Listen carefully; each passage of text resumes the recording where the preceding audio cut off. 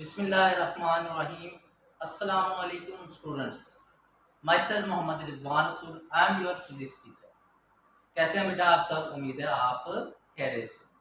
हम बेटा 10th class physics new syllabus discuss कर रहे थे और हमने चैप्टर नंबर 10 स्टार्ट किया हुआ है और आज उसका तीसरा लेक्चर है। लास्ट लेक्चर के अंदर हमने बात की थी important long question linear thermal expansion कि जब आप किसी सॉलिड को हीट करते हैं और उसकी लेंथ में इंक्रीज आता है उसको हम क्या कहते हैं? Linear thermal expansion. उसके बाद हमने बेटा इसका फार्मूला ड्राइव किया था कि किसी इस सॉलिड की लेंथ में कितना इंक्रीज आएगा हीट देने की वजह से, तो उसको कैलकुलेट करने का फार्मूला ड्राइव किया था और हमने thermal coefficient of linear thermal expansion को डिफाइन किया था, उसकी कुछ एग्जांपल्स। आज बेटा हम सेकंड लॉन्ग क्वेश्चन डिस्कस करेंगे और आज का लॉन्ग क्वेश्चन जो है वो हमारे पास है वॉल्यूम थर्मल एक्सपेंशन। ये भी इम्पोर्टेंट लॉन्ग क्वेश्चन, ठीक है।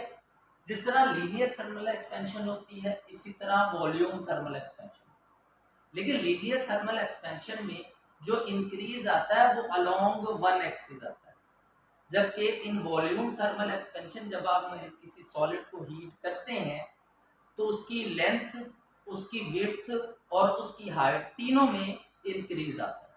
तो इस तरह के एक्सपेंशन को हम क्या कहते हैं? Volume thermal expansion. तो डिफाइन बेटा हम इसे इस तरह से करते हैं, when a solid is heated, when a solid is heated and if its length, width and height increase, height increase होती है, या हम सादा वर्ड्स में क्या दें? वॉल्यूम। क्योंकि वॉल्यूम का फार्मूला हमने पढ़ा हुआ है कि वॉल्यूम बराबर होता है length multiply width multiply height. तो जब वॉल्यूम में इंक्रीज होता है उसको हम क्या कहते हैं? वॉल्यूम थर्मल एक्सपेंशन कहते हैं। या फिर बेटा हम इस तरह से भी इसको डिफाइन कर सकते हैं कि increase in volume, increase in volume upon heating. जब हम किसी सॉलिड को हीट करें और उसका वॉल्यूम इंक्रीज हो जाता है तो इस तरह की एक्सपेंशन को हम क्या कहते हैं?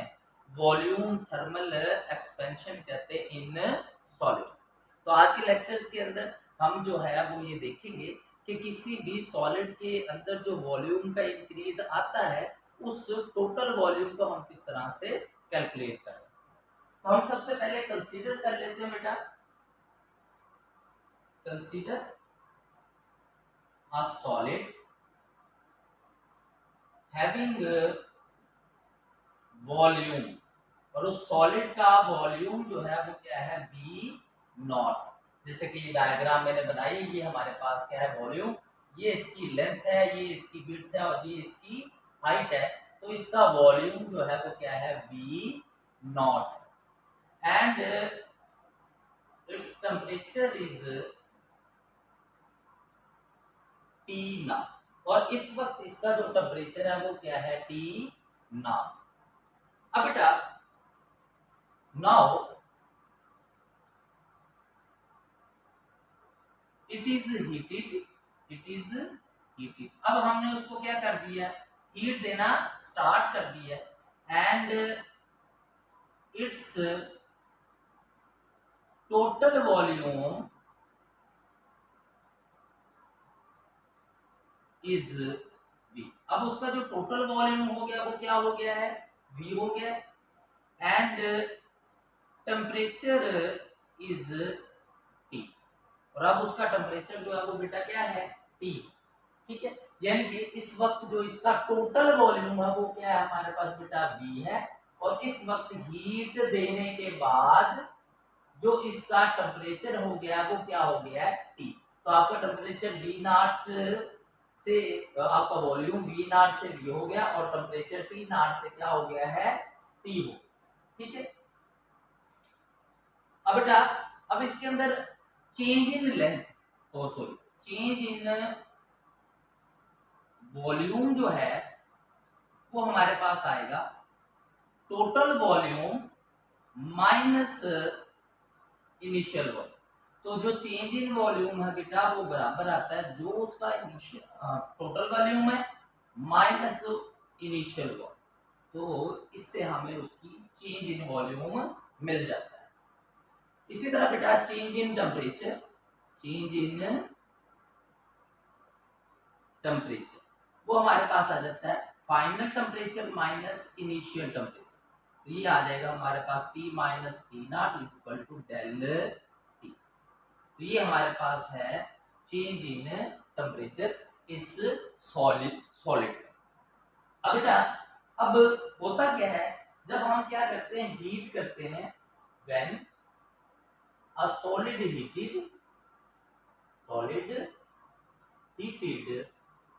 then atoms of solid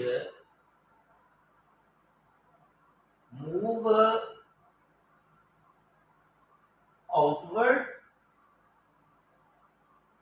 as there is no room, as there is no room inward। ठीक है, जो हमारे सॉलिड्स होते हैं, सॉलिड्स के अंदर इंटरमॉलिक्यूलर फोर्सेस स्ट्रॉन्ग होती है और एक दूसरे के साथ क्लोजली पैक्ड होती है। तो जब हम इसे हीट करते हैं तो वो सॉलिड्स के एटम मजीद करीब नहीं जा सकते, इसलिए उसके अंदर जो फैलाव होता है वो क्या होता है, बाहर की तरफ। और इसी को बेटा हम क्या कहते हैं, is called expansion in solid. और इस सॉलिड के अंदर क्या कहलाती है, एक्सपेंशन कहलाती है।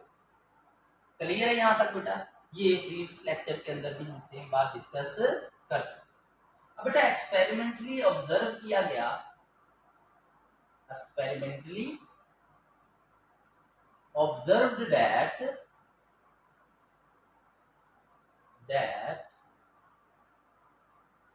चेंज इन लेंथ जो है, चेंज इन लेंथ जो होती है, चेंज इन वॉल्यूम जो है of solid is directly proportional, directly proportional to original volume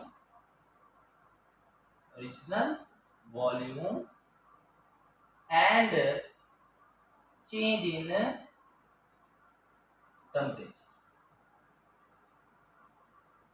बेटा एक्सपेरिमेंटली जब हमने ऑब्जर्व किया, सॉलिड्स को हीट किया, उसके बाद देखा कि जब सॉलिड्स को हीट किया जाता है तो उसका जो वॉल्यूम चेंज होता है वो वॉल्यूम का चेंज डायरेक्टली प्रोपोर्शनल होता है कि उस सॉलिड का इनिशियल वॉल्यूम क्या है और उसके बाद कितना हम उस सॉलिड का टेम्परेचर चेंज कर रहे हैं उसके ऊपर डिपेंड करता है। ठीक है, और ये चेंज इन वॉल्यूम क्या है बेटा, ये जो रेड लाइन से मैंने रिप्रेजेंट किया है, तो इस वक्त ये जो रेड वाला पार्ट है ये हमारे पास क्या है, चेंज इन वॉल्यूम है। ठीक है, इसका टोटल वॉल्यूम क्या है V, और ये जो हमारा पहले था ब्लैक वाला ये हमारे पास उसका इनिशियल या ओरिजिनल वॉल्यूम। और जब ये हमारा वॉल्यूम चेंज हो रहा है तो उस वक्त जो हमारा टेम्परेचर है वो कितना है, डेल टी। तो ये चेंज इन वॉल्यूम जो है बेटा डायरेक्टली प्रोपोर्शनल होता है ओरिजिनल वॉल्यूम के, और ये डायरेक्टली प्रोपोर्शनल होता है चेंज इन टेम्परेचर। तो इसको बेटा इक्वेशन 1 कह दें, इसको इक्वेशन 2 कह दें। तो चेंज इन वॉल्यूम हमारे पास प्रोपोर्शनल आ जाता है V नॉट डेल टी। तो जब हम इन दोनों इक्वेशन को क्या करते हैं, कंबाइन करते हैं, इक्वेशन 1 एंड 2, हमारे पास आ जाता है del V proportional to V naught del T आ गया। अब इसके अंदर बेटा हमारे पास ये अगेन प्रोपोर्शनैलिटी का साइन है, लास्ट लेक्चर में बताया, जहां ये साइन लगा हो इसका मतलब होता है इक्वेशन की दोनों साइड जो है वो बैलेंस नहीं। तो इसको बैलेंस करने के लिए, बराबर करने के लिए हम क्या लगाते हैं, एक कांस्टेंट।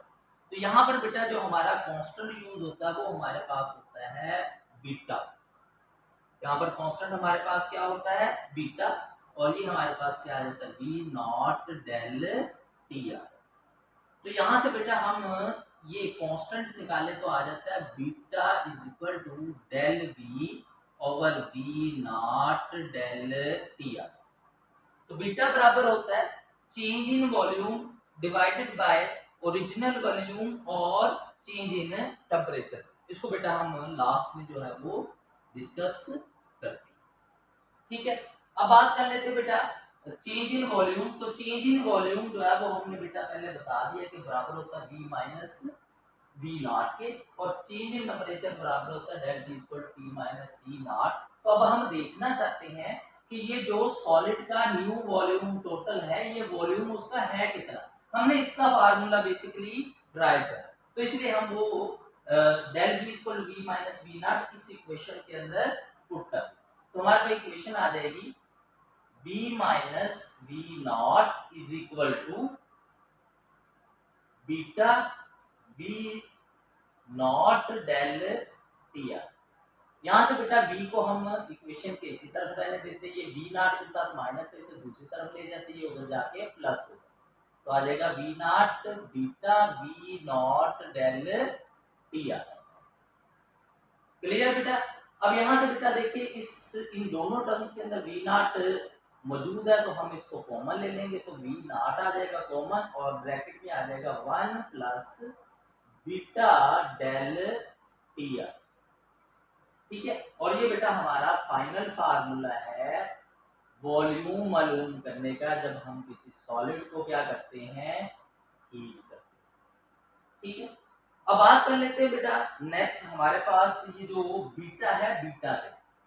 अब बेटा वेयर बीटा जो है इसे कहते हैं coefficient of coefficient of volume thermal expansion, volume thermal expansion. बेटा जैसे कि हम प्रीवियसली बात कर चुके हैं कि जब हम बात करते हैं सॉलिड्स की, तो सॉलिड्स मुख्तलिफ तरह के होते हैं, और जब हम उसकी लेंथ के इंक्रीज की बात करते हैं तो हर सॉलिड के अंदर लेंथ का इंक्रीज मुख्तलिफ है। बिल्कुल इसी तरह जो हमारे पास वॉल्यूम थर्मल एक्सपेंशन है, ये भी सॉलिड टाइप ऑफ मटेरियल के ऊपर डिपेंड करती है। सॉलिड कौन सा इस्तेमाल किया जा रहा है, उसमें कितना वॉल्यूम में इंक्रीज आएगा, वो भी क्या होता है, डिफरेंट होता है, और वो डिपेंड करता है उस सॉलिड पे। लेकिन एक चीज याद रखनी है कि जो एक्सपेंशन वॉल्यूम के अंदर करने के लिए जो हम हीट देते हैं ना, वो हीट लीनियर थर्मल एक्सपेंशन की निस्बत बहुत ज्यादा होती है, ठीक है। तो इसको हम लिख भी लेते हैं, in volume thermal expansion, volume thermal expansion more या लार्ज अमाउंट ऑफ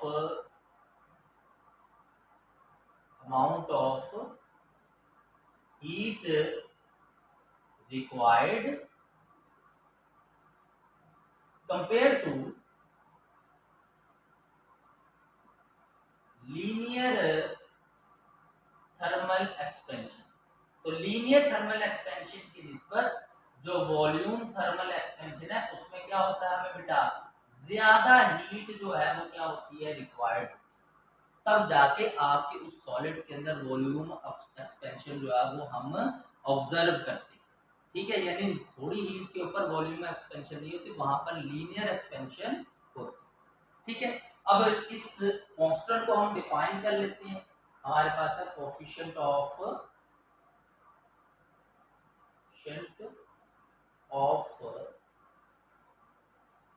वॉल्यूम